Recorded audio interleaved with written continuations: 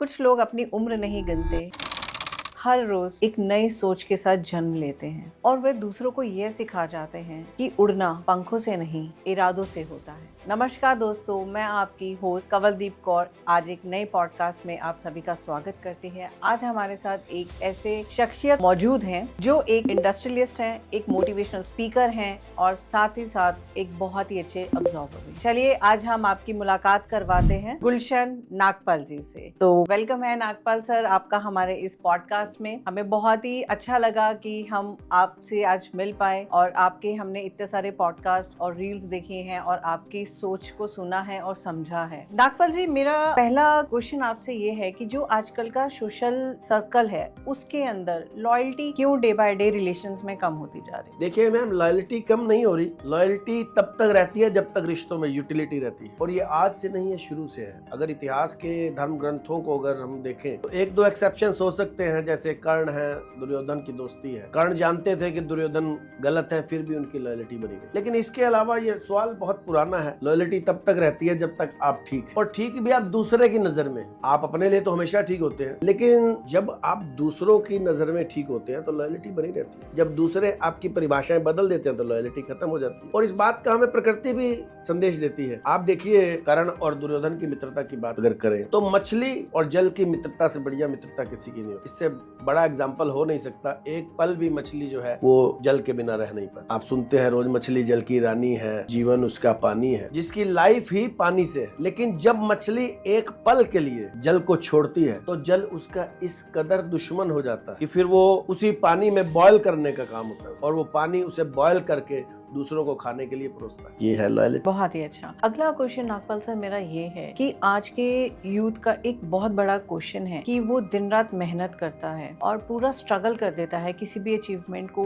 पाने के लिए, बट वो उस सक्सेस को अचीव नहीं कर पाता है। उसके पीछे का रीजन क्या है? देखिए मैम, कि सक्सेस किसी डेस्टिनेशन का नाम तो नहीं है, ना ही सक्सेस किसी डील का नाम। सक्सेस तो अगर मेरी दृष्टि से देखें तो एक फील है, और फील लेने के लिए कोई बहुत बड़े स्ट्रगल की जरूरत नहीं है मेरी ओपिनियन में। ना ही कोई बहुत बड़े खतरनाक कदम उठाने की जरूरत है इसके लिए कि आपको समुद्र पार करने पड़ेंगे या पर्वतों से कूदना पड़ेगा। ऐसा नहीं। आप सिर्फ सक्सेस का प्रोसेस फॉलो करें, प्रोसेस को फोकस करें। अब आप कहेंगे कि सक्सेस का प्रोसेस क्या है? बिल्कुल यही सवाल था मेरा। तो इसका प्रोसेस कोई बहुत बड़ा मुश्किल काम नहीं है। इसके लिए रातों जागने की आप बात कर रहे हैं कि युवक रातों जागता है, रातों जागने की जरूरत नहीं है। समय पे सोए, समय पे उठे, डिसिप्लिन को फॉलो करें, टाइम मैनेजमेंट देखें, टाइम की कदर करें, और रात को अपनी एक दिन पहले टू डू लिस्ट बनाएं, और टू डू लिस्ट में क्या अर्जेंट है, क्या इंपॉर्टेंट है, उसकी प्रायोरिटीज तय करें, और प्रायोरिटीज के साथ साथ चलता रहे। अपने कमिटमेंट को याद रखें, और अपनी हेल्थ है, फैमिली है, सोसाइटी है, और अपना बिजनेस है, इन सब में एक बराबर बैलेंस बना के चले।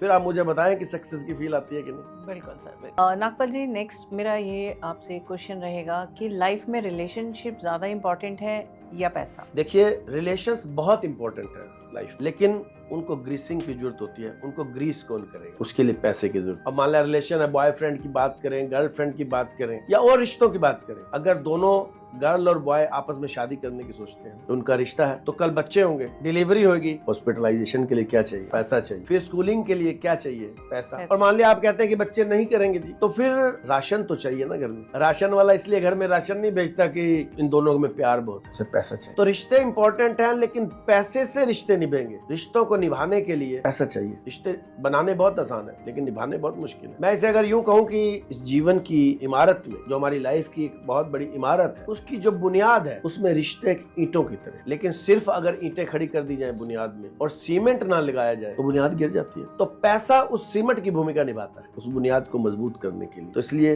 रिश्ते इंपॉर्टेंट है, लेकिन पैसा उनकी ग्रीसिंग के लिए, उनको निभाने के लिए और इम्पोर्टेंट। आपने बहुत ही अच्छा और बहुत ही ऐसा एग्जाम्पल दिया जो शायद आज की यूथ को बहुत हिट करेगा और वो एग्जैक्टली समझ पाएगा कि रिलेशन कहाँ स्टैंड करते हैं और पैसा कहाँ स्टैंड करता है। बहुत ही अच्छा। नागपाल सर, अगला मेरा क्वेश्चन आपसे ये रहेगा कि आपने अपने जितने भी अभी तक सेशंस किए हैं उसके अंदर आपने बताया है कि जीवन एक बहुत ही खूबसूरत अवसर है, तो फिर मृत्यु क्या है? लोग इससे क्यों इतना डर जाते, के बारे में सोचना भी नहीं चाहते? मृत्यु के कारण ही है जीवन सुंदर अवसर। मृत्यु ने ही इसे सुंदर बनाया है। अगर आप देखें कि जीवन में जो भी श्रेष्ठ है, आपको सुंदर दिखता है, उसके पीछे मृत्यु है कारण। अगर मृत्यु ना हो तो सुंदरता खत्म हो जाए इस दुनिया की। मृत्यु है तो श्रेष्ठ चीजें हैं इस पृथ्वी पर, आप देखते हैं। मृत्यु है तो संन्यास है, मृत्यु है तो धर्म है, मृत्यु है तो धर्म स्थल है, धर्म यात्राएं हैं, मृत्यु है तो प्रार्थना है, आराधना है, पूजा है, दया है, दान है। मृत्यु है तो रिश्ते हैं। आज पृथ्वी पर जो भी आप श्रेष्ठ देखते हैं वो मृत्यु के कारण है। यदि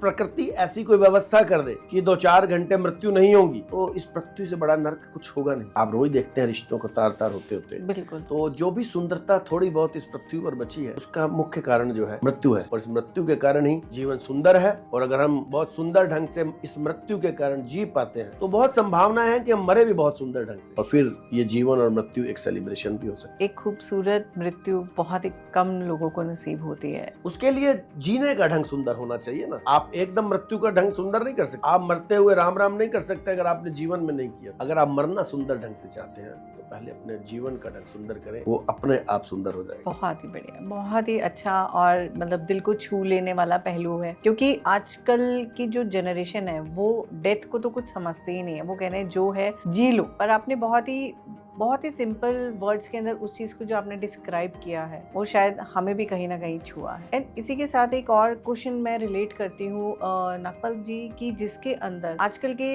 यंग जनरेशन्स को ज्यादा हम लोग देख पा रहे हैं, को रिलेट कर पा रहे हैं कि वो एक बड़े पैकेज के लिए, आफ्टर स्टडीज बड़े पैकेज के लिए वो लोग फॉरेन कंट्रीज में शिफ्ट होने को ज्यादा प्रेफरेंस दे रहे हैं बजाय अपने देश। और उसके बाद जब वो वहाँ सेटल हो जाते हैं तो फिर वो वापस इंडिया आने के लिए या अपने पेरेंट्स के पास आने के लिए अवॉइड क्यों करते हैं? इसके पीछे क्या रीजन है कि वो उनको सिर्फ वहाँ पे पैसा दिखाई देता है या वहाँ की फ्रीडम दिखाई देती है? तो प्लीज इसके ऊपर थोड़ा सा मुझे आप देखिए। इंडियन यूथ अगर किसी वर्ड से सबसे ज्यादा कंफ्यूज हुआ है तो वो है लिबर्टी, फ्रीडम जैसे आप कह रहे हैं। लिबर्टी के नाम पर बहुत ज्यादा कंफ्यूज है, या यूं कहूँ सो कॉल्ड लिबर्टी। लिबर्टी ये जो आप कह रहे हैं पैकेज या नेम फेम, ये तो बहाने हैं। लिबर्टी के नाम पर वो डिफरेंट नशे कर रहा है, लिबर्टी के नाम पे वो डिफरेंट लिव इन जैसी बहुत सारी चीजों को अपना कर रहा है जी। लेकिन ये सिर्फ बहाने। मैं अगर आज के इंडियन यूथ को एक एग्जाम्पल के रूप में नाम बताऊं, भारत सरकार में रक्षा मंत्री रहे हैं मनोहर पारिकर जी, गोवा के मुख्यमंत्री भी, और आपके हाथ में जो एप्पल फोन है जिसे स्टेटस सिंबल समझा जाता है, इसके निर्माता रहे हैं स्टीव जॉब्स। अगर उनके अपनी मृत्यु से पहले के स्टेटमेंट आप पढ़े, जब वो डेथ बेड पे थे, तो उनके वक्तव्य हैं, आप गूगल पे सर्च करेंगे तो मिल जाएंगे। मनोहर पारिकर जी और स्टीव जॉब्स ने कहा है अपने डेथ बेड पे कि हमने पूरी लाइफ में नेम फेम और पद और प्रतिष्ठा के चक्कर में अगर किसी इंपॉर्टेंट चीज को इग्नोर किया है तो वो है फैमिली। जिसे बहुत इंपॉर्टेंस दी जानी चाहिए थी उसे हमने इग्नोर किया इस भागदौड़ की, बिकॉज ऑफ ये एक फॉरेन कल्चर है। लेकिन उन्होंने कहा कि आज जब हम डेथ बेड पे हैं तो हमारे फैमिली के लोग सब ओटी के बाहर खड़े हैं, आईसीयू के बाहर खड़े हैं, हम तरस रहे हैं उनकी शक्ल देखें, उनकी बातचीत सुने। और आज ओटी में और आईसीयू में सिर्फ ये ग्रीन और रेड लाइट जल रही हैं, कुछ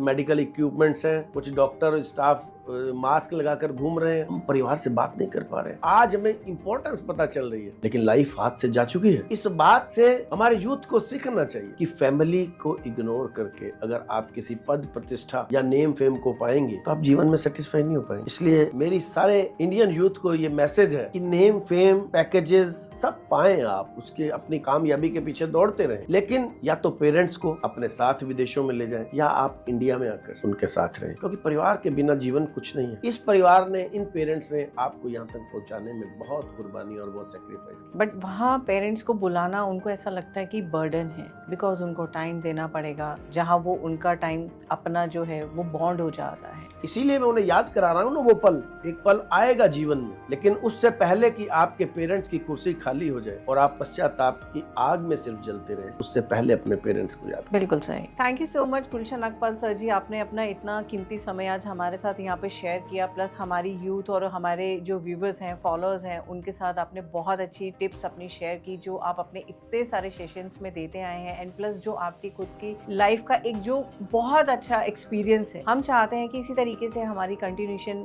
बनी रहे, आपसे मुलाकात होती रहे और वो बहुत खूबसूरत टिप्स आप हमारे जनता को दें। आपका बहुत बहुत धन्यवाद।